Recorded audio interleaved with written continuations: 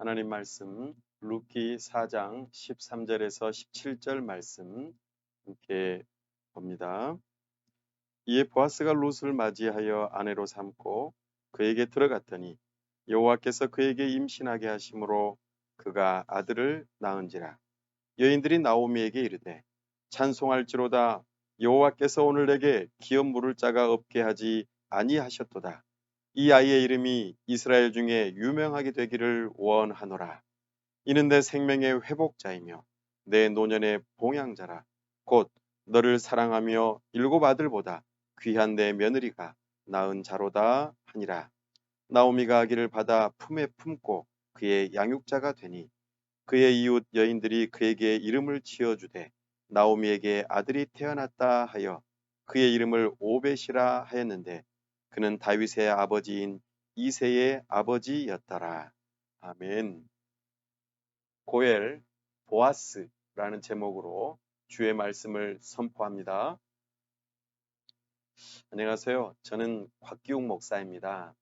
저는 사랑하는 아내와 희원, 목원, 혜원, 주원, 희목혜주 4명의 자녀를 둔 아빠이기도 합니다. 오늘 성경에서 아름답고 따뜻한 한 가정의 이야기를 들려드리고자 합니다. 룻기에서 중요한 인물 3사람이 나옵니다. 나오미, 룻, 보아스입니다. 하나님께서는 환경과 사람을 통하여 은밀하게 섭리하십니다. 사사시대의 대부분의 사람들은 자기의 소견에 옳은 대로 행하였습니다. 그러나 오늘 중요한 등장인물들은 하나님의 말씀을 따라 순종하며 살아갑니다. 이제 어떻게 하나님의 인도를 받는지 한번 이야기를 들어보시겠습니까? 먼저 소개할 사람은 나오미입니다. 나오미는 나의 기쁨이라는 아름다운 뜻을 가진 사람입니다. 나오미의 남편은 엘리멜렉입니다. 엘리멜렉은 나의 하나님은 왕이시다 이런 뜻을 가지고 있습니다. 이 부부는 하나님께서 왕이 되심으로 나의 기쁨이 된다 고백하는 참으로 아름다운 가정을 이루었습니다. 이 가정은 유다 지파 사람들로서 베들레헴에서 살았습니다. 유다 지파는 옛날 이 가문에서 왕이 나올 것이라는 예언을 들었던 지파입니다. 베들레헴은 떡집이라는 별명을 가지고 있죠. 당시에 곡식이 풍성하고 방앗간이 많아서 생긴 별명입니다. 이 부부에게는 2 아들이 있었습니다. 참으로 부러울 것 하나 없는 행복한 가정이었습니다. 그런데 이곳에 기근이 찾아왔습니다. 곡식이 없어지자 방앗간도 하나 둘 없어지기 시작하였습니다. 먹고 살기 힘들어지자 조상으로부터 물려받은 땅을 이제는 하나 둘 다 팔아넘기기 시작했습니다. 생계가 막막하던 차에 이웃나라 모압은 굉장히 풍성하고 놀랍게 발전되어진다는 소식을 들었습니다. 그래서 잠시 다녀올 마음으로 모압으로 이주하기로 결심했습니다. 성경에서 기근에 따라 이주하는 것은 형벌적인 의미도 있지만 하나님의 놀라운 섭리가 숨겨져 있습니다. 마치 아브라함, 이삭, 야곱이 그러했던 것처럼 말입니다. 행복을 찾아 떠난 가정에 안타깝게도 불행이 찾아옵니다. 엘리멜렉, 나오미의 남편은 그만 세상을 떠나고 맙니다. 나오미에게 있어서 하늘이 무너지는 상황이었습니다. 그러나 나오미는 낙심하지 않았습니다. 사랑하는 2 아들을 의지하며 꿋꿋하게 힘을 내서 살아갑니다. 참으로 어머니는 강합니다. 어느덧 2 아들은 장성하여 모압 여인들 가운데 오르바와 룻을 며느리로 얻습니다. 남편의 빈자리가 있었지만 모처럼 북적북적한 가정이 되었습니다. 나오미는 두 아들에게 했던 것처럼 두 며느리에게도 신앙교육을 하였습니다. 하나님을 경외하는 신앙을 전했던 것이지요. 그렇게 모압 땅에 이주한 지 10년이 흘렀습니다. 이제 살만하구나, 괜찮다, 이렇게 여기는 때에 다시 한 번 더 나오미 가정에 불행이 찾아옵니다. 의지하고 지내던 두 아들이 그만 죽고 말았습니다. 나오미는 더 이상 모압 땅에서 살아갈 용기와 희망을 잃어버리고 말았습니다. 또한 함께 있던 며느리들도 이제는 모두가 다 과부가 되어 상실의 골짜기로 들어가는 상황에 빠지고 말았습니다.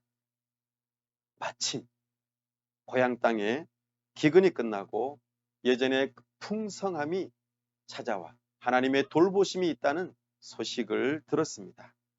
나오미는 하나님의 돌보심이 있다는 것을 알고 두 며느리의 도움을 받아서 고향으로 돌아가기로 결심합니다. 나오미는 국경을 넘으려는 찰나 두 며느리에게 그동안 갈등하고 마음에 품었던 것을 이제 말합니다. 나오미는 상실의 골짜기에서 두 며느리를 이제는 나가게 하려고 하는 마음을 가지고 있었습니다. 사사시대 고대 근동에서 여인으로서, 그것도 과부로서 살아간다는 것, 또한 다른 나라에서 살아간다는 것은 참으로 힘든 삶의 연속임을 우리는 짐작할 수 있습니다. 국경에서 나오미와 두 며느리는 두 차례의 실랑이를 벌입니다. 결국 첫째 며느리 오르바는 모압 땅 고향으로 돌아갑니다. 나오미는 이 오르바의 합리적인 선택에 대하여 나중에 이렇게 평가합니다. 오르바는 모압의 신을 섬기는 일로 돌아갔다. 그러나 둘째 며느리 룻은 시어머니를 굳세게 붙듭니다. 여기서 붙든다는 것은 정말로 암벽 등반을 하는 사람이 살기 위해서 바위 틈을 붙잡는 그런 절박함의 붙듦입니다. 이제 두 번째로 룻을 소개하고자 합니다. 룻은 나오미와 함께 이스라엘 백성으로서 하나님을 믿는 믿음으로 살고 함께 죽기를 결심합니다. 예수님께서도 그러셨죠. 자신을 따르려거든 모든 것을 걸어야 한다 말씀하셨습니다. 룻은 나오미로부터 신앙 교육 받은 것을 자신의 신앙으로 삼고 그렇게 신실한 모습을 우리에게 보여줍니다. 그렇다고 나오미와 룻의 상황은 변함이 없습니다. 여전히 상실의 골짜기를 지나가고 있습니다. 사랑하는 남편과 아들들의 죽음의 상실, 토지와 재산의 상실, 그리고 기쁨의 상실입니다. 좋은 소식보다는 나쁜 소식이 빨리 전해지는 법입니다. 베들레헴은 떠들썩했습니다. 나오미는 몰라볼 정도로 많이 늙었습니다. 세상에, 나오미야, 너무 늙었다. 어떡해? 누구랑 함께 왔대? 며느리래. 그것도 모압 사람이래. 입방정입니다. 보리 추수할 때 돌아온 나오미와 룻에 대한 소식은 베들레헴에 순식간에 퍼졌습니다. 룻은 나오미로부터 신앙교육을 잘 받았습니다. 레위기 19장과 23장에서 이스라엘의 거룩함을 드러내는 일을 잘 기억했습니다. 추수할 때 한 톨의 이삭도 버림 없는 것이 세상의 이치입니다. 그러나 하나님께서는 이스라엘의 가난한 사람들을 위하여 떨어진 이삭과 모퉁이의 일부분을 남겨두라고 하셨습니다. 이것이 하나님 나라 백성의 거룩함입니다. 세상과 다른 점입니다. 룻은 나오미에게 이삭 줍는 일을 자청하지요. 나오미는 이런 룻의 청함을 허락합니다. 룻은 아침 일찍부터 이삭 줍는 일을 하러 갔습니다. 의도치 않게 나오미의 친척인 보아스의 밭에 들어갔습니다. 하나님께서는 사람의 선택 가운데 주권적인 인도하심이 있음을 바라보게 됩니다. 룻은 이삭 줍는 일을 성실하게 했습니다. 시어머니를 돌보는 일을 위하여 잠깐 집에 다녀오는 것 외에는 열심히 이삭 줍는 일을 잘 하였습니다. 하루 동안 얼마나 많은 이삭을 주었는지 결산하여 보니 하루에 글쎄 한 에바, 그러니까 오늘날 도량형으로 환산해 보면 22리터, 엄청나게 많은 양을 그렇게 주어왔습니다. 참 놀라운 일입니다. 룻은 보아스의 호의를 기쁨으로 받아들여서 다른 밭으로 가지 않았습니다. 룻은 저녁에 집으로 돌아가 나오미에게 보아스와의 일을 자세하게 말합니다. 나오미는 룻에게 보아스의 호의를 듣고 축복할 뿐 아니라 기업을 물을 자 중에 하나임을 알려줍니다. 왜 그랬을까요? 나오미는 직감적으로 왠지 모를 하나님의 섭리를 느꼈던 것입니다. 기업을 물을 자, 이 말은요 히브리어로 고엘이라고 합니다. 고엘은 가알이라는 말에서 유래되었습니다. 무르다, 되찾다, 구속하다. 이것은 땅이나 물건, 신분의 소유권을 되찾아온다는 것을 의미합니다. 또 혈통과 기업을 계승한다는 의미도 있습니다. 뿐만 아니라 핏값을 보상받는다, 구속받는다, 이런 뜻도 담겨 있습니다. 나오미는 땅과 아들을 잃어버렸습니다.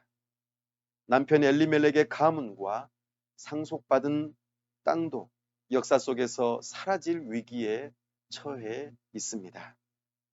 그러나 가까운 친족이 값을 치러준다면 땅을 되찾을 수 있는 것입니다. 더군다나 보아스가 노총각이었기 때문에 결혼을 하여 자녀를 낳으면 가문도 이어지는 것이죠. 나오미는 이것을 직감적으로 알았던 것입니다. 나오미는 고엘 제도를 통하여 룻에게 안식을 선물하고 싶어 했습니다. 그래서 보아스에게 청혼하라고 일러줍니다. 룻은 나오미로부터 기업 물을 자에 대한 신앙 교육을 받아서 잘 이해하였기 때문에 시어머니의 말에 대하여 순종하고 드디어 청혼하기로 결심합니다.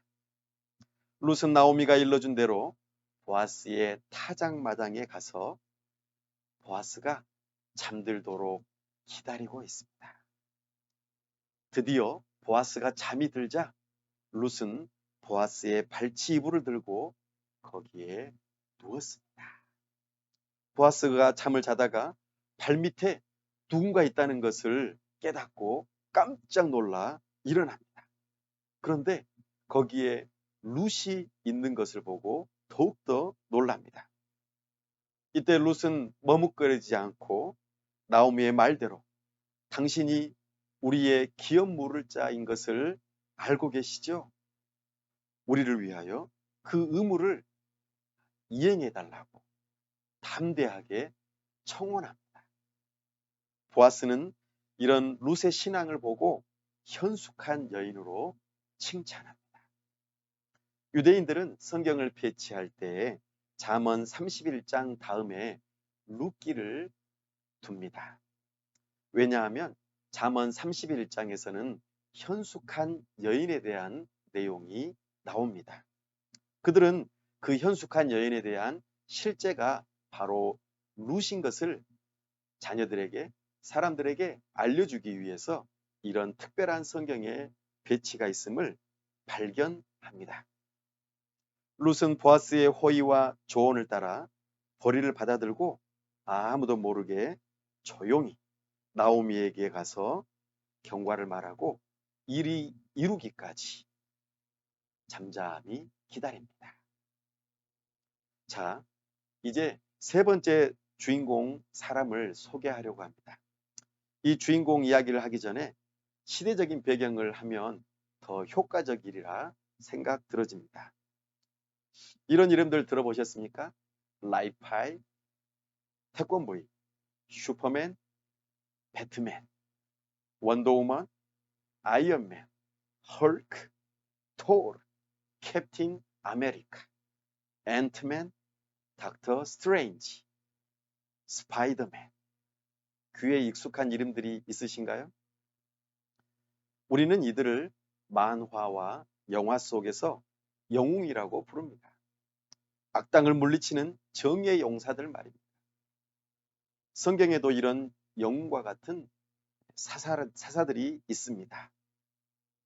성경에서는 이 사사들을 12명 소개하고 있습니다. 그 중에서도 유명한 6명이 있습니다. 온니엘, 에훗, 드보라, 기드온, 입다, 삼손. 이스라엘의 생명과 재산을 빼앗는 주변의 나라들로부터 그들을 구해내는 일을 잘 해냅니다. 물론 이 사사들은 약점이 많은 사람들이었습니다. 왼손잡이, 여인, 겁쟁이, 깡패, 힘센 남봉꾼. 그렇지만 하나님께서는 이들에게 지혜와 힘을 주셔서 엄청난 일들을 해내고 맙니다. 사사기를 기록한 역사가는 이스라엘의 어려움이 찾아온 이유를 이렇게 정리합니다. 하나님을 알지 못하는 다른 세대가 하나님을 버리고 우상을 섬기는 일을 했기 때문에 이런 어려움이 찾아왔다.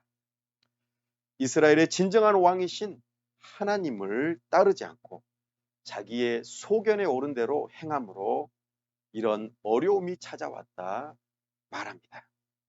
사사기를 계속 읽어가다 보면 분위기가 점점 어두워지는 느와르 영화를 보는 듯합니다. 한 가정의 무너짐이 나라의 커다란 재앙으로 다가오는 것을 우리는 발견합니다. 영웅과 같은 이런 사사들이 있던 이 시대에 대조적으로 하나님의 말씀에 신실하고 소박한 베들레헴의 농부 보아스가 있습니다. 이 보아스가 세 번째 주인공입니다. 보아스는 신속하다, 힘센 자다 이런 뜻을 가지고 있습니다. 보아스는 재물이 많았습니다. 그리고 덕도 있었습니다. 그래서 사회적으로 칭송받는 유력한 사람이었습니다. 보아스의 어머니는 우리가 잘 아는 사람입니다. 바로 여리고성 출신인 라합입니다. 우리가 여호수아서에서 알 수 있듯이 라합은 이방 여인이었으나 믿음이 있었습니다. 라합과 그의 가족이 정복 전쟁 때 구원을 받아 이스라엘 사람 살몬과 결혼을 했습니다. 보아스는 이방 여인의 아들로서 이스라엘 안에서 살아간다는 것의 어려움을 잘 알고 있었습니다. 보아스는 이방 여인인 룻이 시어머니 나오미에게 신실하게 대했던 것을 잘 알고 있었기 때문에 그에게 호의를 베풀고 긍휼히 여겼던 것이지요. 보아스는 룻을 이렇게 축복합니다. 하나님의 날개 아래 보호를 받고 상 받기를 원하노라. 너무나도 아름다운 축복입니다.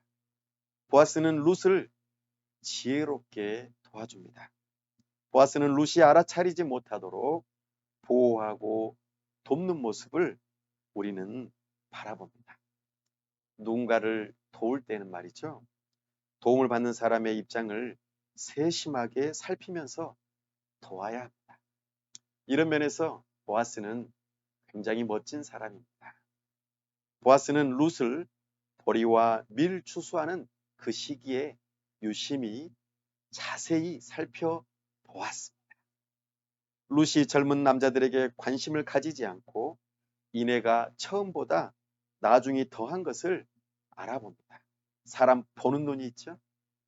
여기서 이내라는 말은요, 헤세드입니다. 하나님의 선함, 친절함, 사랑, 긍휼, 은혜를 표현하는 단어입니다. 보아스는 룻의 청혼에 처음에는 당황하였지만 룻을 향한 사랑의 마음을 표현합니다.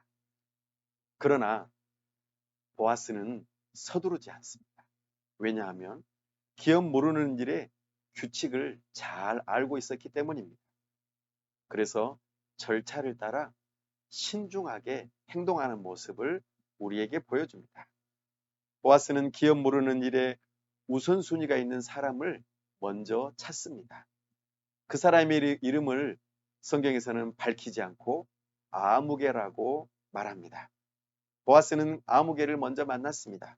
그리고 성읍 장로 10명을 초청하여 증인으로 삼고 기업 모르는 그 일의 모든 절차들을 신중하게 행합니다. 이름을 아무개로 표현했던 것은 아마도 그 아무개 집안에서 익명으로 이것을 기록해달라고 요구했기 때문이 아닐까 이런 생각이 들어집니다. 아무개는 땅에 대한 욕심이 있었기 때문에 보아스가 아무개에게 엘리멜렉의 땅을 기업 모르는 그 일을 감당할 수 있겠냐고 그 일을 하겠냐고 물었을 때에 아주 흔쾌히 대답합니다. 이때의 보아스는 아무개에게 한 가지 더 제안합니다. 죽은 자의 아내 모압 여인 룻과도 함께 결혼도 해야 한다고 말이죠. 아무개는 굉장히 계산이 빨랐던 것 같습니다. 이 말을 듣더니 바로 취소합니다. 왜 그랬을까요? 아무개가 룻과 결혼을 하여 자식을 낳게 되면 그 자식이 땅을 도로 찾아가기 때문이죠. 그러면 결국에는 자기 자신이 손해를 본다는 것을 금방 계산했던 것입니다. 손해보는 장사는 하지 않겠다는 것이죠. 이 기회를 놓칠세라 보아스는 자신이 기업을 모르겠다고 당당하게 나섭니다. 이 언약의 확실한 증표로 관습을 따라서 아무개는 신을 벗어가지고 보아스에게 건네줍니다. 보아스는 소박하지만 하나님의 말씀을 따라서 신실하게 살아가는 농부의 모습으로서 기업을 모르는 일을 감당합니다. 보아스는 이제 나오미의 비참함을 벗겨줍니다. 보아스는 나오미의 이름대로 기쁨을 되찾아줍니다. 보아스는 땅과 생명의 회복자의 역할을 감당합니다. 보아스는 결혼을 통하여 이방 여인 룻을 하나님의 백성이 될 수 있도록 그렇게 실행합니다. 보아스는 신부를 보호하고 자녀를 낳습니다. 그 자녀가 바로 오벳입니다. 오벳은 누구를 낳았을까요? 이새를 낳았습니다. 이새는 누구를 낳았습니까? 다윗을 낳았습니다. 보아스는 다윗의 증조 할아버지가 되었습니다. 룻은요, 증조 할머니가 된 것이죠. 결국 보아스는 하나님의 약속하신 여자의 후손, 예수님의 조상이 된 것입니다. 어떠셨나요? 아름답고 따뜻한 가정의 사랑 이야기가 되셨습니까? 우리는 룻기를 통하여 하나님의 놀라운 복음의 메시지를 마저 들으셔야만 합니다. 우리는 과거 하나님의 형상을 따라 지음을 받아 왕 같은 제사장으로 부름 받았습니다. 놀라운 에덴 동산에서 살면서 모든 것을 받아 누리며 지키고 다스리는 일을 했습니다. 우리는 왕이신 하나님의 기쁨이었습니다. 그러나 아담의 타락으로 말미암아 모든 것을 잃어버리고 말았습니다. 심지어는 영원한 생명을 얻을 수 있는 기회마저도 잃어버리고 말았습니다. 죄로 인하여 비참함의 상태에 빠졌고 죽음에 이르게 되었습니다. 하나님의 영광으로부터 멀어지고 만 것입니다. 그러나 하나님께서는 우리를 상실의 골짜기에 그대로 내버려 두지 않으셨습니다. 하나님께서는 독생하신 아들을 여자의 후손으로 보내주시겠다 언약하셨습니다. 보아스는 나오미와 룻의 비참함의 옷을 벗기고 기쁨의 옷을 입혀 주었습니다. 보아스는 잃어버린 땅과 생명을 회복시켜 주었습니다. 보아스는 룻을 하나님의 백성이 되도록 결혼하였습니다.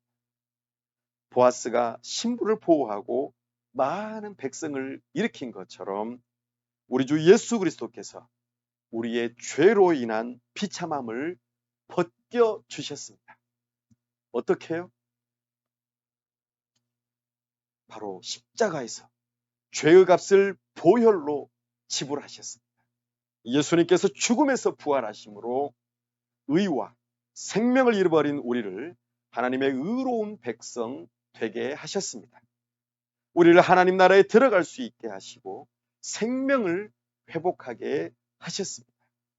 예수님의 신부인 교회를 다시 데리러 오실 때까지 지켜 보호하시겠다고, 세상 끝날까지 우리를 지켜 보호하시겠다고 약속하셨습니다. 이것이 복음입니다. 우리가 아직 죄인 되었을 때 그리스도께서 우리를 위하여 죽으심으로 하나님께서 우리에 대한 자기의 사랑, 헤세드를 확증하셨느니라. 아멘. 사랑하는 여러분, 나오미와 룻, 이 두 사람이 보아스를 기업 물을 자로 믿고 기다렸던 것처럼 예수님을 기업 물을 자, 곧 구속자로 믿으시기 바랍니다. 영접하는 자, 곧 그 이름을 믿는 자들에게는 하나님의 자녀가 되는 권세를 주셨느니라. 아멘. 여러분뿐만 아니라 여러분의 가족, 사랑하는 자녀들에게도 이 놀라운 복음을 전해 주십시오. 주 예수를 믿으라. 그리하면 너와 내 집이 구원을 받으리라. 예수님께서는 이 복음을 전하는 사명을 유일하게 교회에 주셨습니다. 예수님께서는 이 모든 말씀을 승천하시기 전 제자들에게 말씀하셨습니다. 예수께서 나와 말씀하여 이르시되 하늘과 땅의 모든 권세를 주셨으니 그러므로 너희는 가서 모든 민족을 제자로 삼아 아버지와 아들과 성령의 이름으로 세례를 베풀고 내가 너희에게 분부한 모든 것을 가르쳐 지키게 하라. 볼지어다 내가 세상 끝날까지 너희와 항상 함께 있으리라 하시니라. 아멘. 우리의 보아스가 되시는 예수님을 찬양합니다. 우리의 코엘, 대속자가 되신 예수님을 찬양합니다. 우리의 눈물을 닦아주신 예수님을 찬양합니다. 우리의 기쁨이 되신 예수님을 찬양합니다. 우리의 의가 되신 예수님을 찬양합니다. 우리의 땅을 회복시켜 주신 예수님을 찬양합니다. 우리에게 사랑, 이 헤세드를 보여주신 그 놀라우신 사랑을 찬양합니다. 우리에게 믿음을 주신 예수님을 찬양합니다. 우리에게 복음을 전하는 자로 부르신 놀라우신 그 사랑을 찬양합니다. 기도합시다. 하나님 아버지, 은혜와 사랑을 감사합니다. 하나님을 알지 못하는 다른 세대가 우상을 섬기며 자기 소견에 옳은 대로 행하는 사사시대에 나오미와 룻 그리고 보아스를 통하여 하나님의 말씀을 따라 순종하며 살아가는 삶을 보여주시고 그 가운데 하나님의 섭리를 보게 하시니 감사합니다. 원치 않는 코로나19 시대에 상실의 골짜기를 걸어가지만 하나님께서 우리의 목자가 되셔서 선한 길로 인도하여 주심을 믿습니다. 고엘의 사명을 잘 감당한 보아스를 통하여 우리의 구속자 예수 그리스도를 발견하게 하심을 감사합니다. 아직 우리가 죄인 되었을 때 그리스도께서 우리를 위하여 죽으심으로 우리에 대한 하나님의 사랑을 믿는 믿음으로 살아가게 하여 주시옵소서. 우리 주 예수 그리스도의 이름으로 기도하옵나이다. 아멘.